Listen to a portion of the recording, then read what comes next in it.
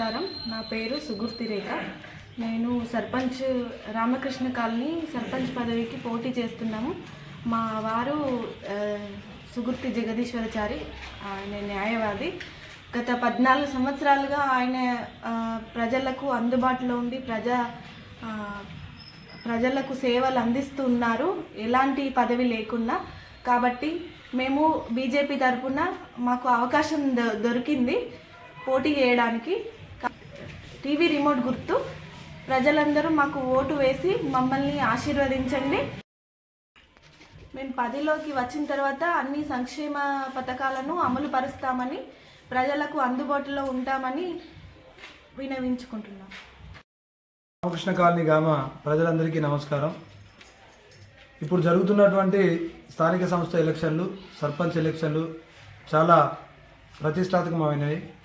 ఎందుకనంటే గ్రామంలో జనరల్ మహిళ సీటు కేటాయించిన సందర్భంగా అభివృద్ధి అంశం అనేది ఒక ఎజెండాగా, గ్రామంలో అధికారం మీద దాహంతో, వ్యవస్థతోటి ఒక ఆకాంక్షతో వస్తున్నటువంటి ఎలక్షన్లు ఇవి. ఎందుకనంటే ఇప్పుడు జరుగుతున్నటువంటి ఎలక్షన్లో పోటీ చేస్తున్న అభ్యర్థులంతా గ్రామ పంచాయతీలో అధికారం అనుభవించిన వారే, ప్రజలకు వాళ్ళ యొక్క సేవల గురించి తెలిసిన వారే. మొట్టమొదటిసారిగా ఒక విజ్ఞానవంతునిగా, చదువుకున్న వ్యక్తిగా, ఒక లాయర్గా మా భార్యను పోటీలో దించుతున్నాం. ముందుగా భారతీయ జనతా పార్టీ కేంద్ర మంత్రివర్యులు బండి సంజయ్ గారి ఆశీస్సులతోటి. ఎందుకనంటే ప్రతి గ్రామంలో ఈరోజు జరుగుతున్నటువంటి అభివృద్ధి అంతా కేంద్ర ప్రభుత్వ నిధులు అనేది తెలిసిపోయింది. ఎందుకనంటే మొన్నటికి మొన్న మన ముఖ్యమంత్రి గారు రేవంత్ రెడ్డి గారు 3000 కోట్ల కోసమే ఎలక్షన్ పెడుతున్నామని అనౌన్స్ చేసిన తరుణంలోనే ఈ ఎన్నికలు జరుగుతున్నాయి. అందుకే ప్రజలు చాలా గమనించాలి. ఈ 3000 కోట్ల ఎన్నికలు లేకపోతే ఈ తెలంగాణలో అభివృద్ధికి లేదు. రేపు వచ్చే కేంద్ర నిధులతోటే గ్రామాలలో అభివృద్ధి జరుగుతుంది.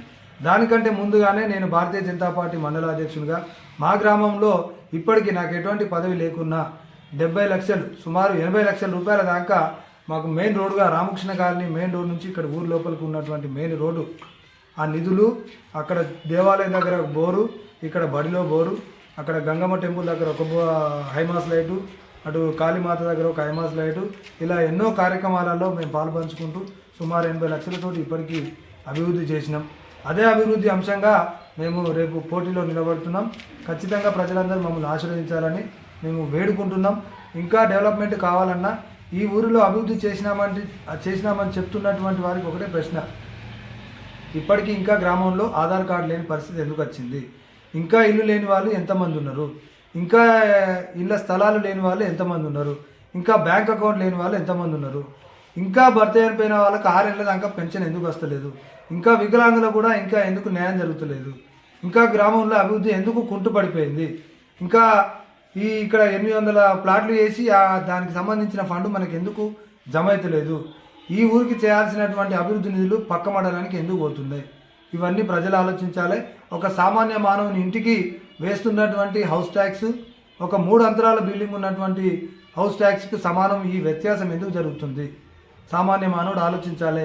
ఇక్కడ చాలామంది మోటార్ ఫీల్డ్ మీద అవగాహన లేక చాలామంది యాక్సిడెంట్ల పాలై చనిపోతున్నారు. వాళ్ళ కోసం అంటూ నిర్దిష్టమైనటువంటి ప్రణాళికలు, అవగాహనలు ఎందుకు చేయడం లేదు? ఇంకా ఈ 3000 జనాభాకు ఒక 1000 మందికి ఒక ఆశా వర్కర్ ఉండాలి. 2 సంవత్సరాల నుంచి 4000 జనాభా ఉన్నది. ఇద్దరే ఆశా వర్కర్లు కష్టపడుతున్నారు. వారి కోసం మనం చేయాల్సిన పనులు ఏంటి? చాలామంది చిన్నపిల్లలు ఉన్నారు. అంగన్వాడీ సెంటర్ ఇంకొకటి ఎందుకు తీసుకురావడం లేదు? హెల్త్ సెంటర్ ఎందుకు లేదు? గ్రామ పంచాయతీ డెవలప్మెంట్ ఎందుకు ఆగిపోతుంది? గ్రామంలో పనిచేసేటువంటి సిబ్బందికి 4 నెలలుగా జీతభత్యాలు లేకపోతే వాళ్ళ కుటుంబాలు ఎలా బతకాలి? వాళ్ళకి జీతభత్యాలు లేకపోతే వాళ్ళ జీవిత విధానం ఏంది? ఇవన్నీ ఇంకా గ్రామాలలో వీధులలో మురుగునీటి కాలువలు ఎందుకు లేవు? ఆ మురుగునీటి కాలువలకు ఆ సైడ్కు వచ్చేటువంటి వాన నీరుతో నష్టపోతున్నట్టు జనం ఎంత? ఇవన్నీ ప్రజలు బాగా ఆలోచించాలి. కాబట్టి ఒక్కసారి నాకు అవకాశం ఏది, ఖచ్చితంగా అభివృద్ధి ఏందో చూపిస్తాం. కేంద్ర ప్రభుత్వ నిధులు మొట్టమొదటిసారిగా ప్రతి కేంద్ర ప్రభుత్వ స్కీమును గ్రామంలో ఇంప్లిమెంట్ చేయడానికి నేను సిద్ధంగా ఉన్నాం. ఎందుకనంటే ఈ గ్రామంలో 1500 బీజేపీ ఓటు బ్యాంక్ ఉంది.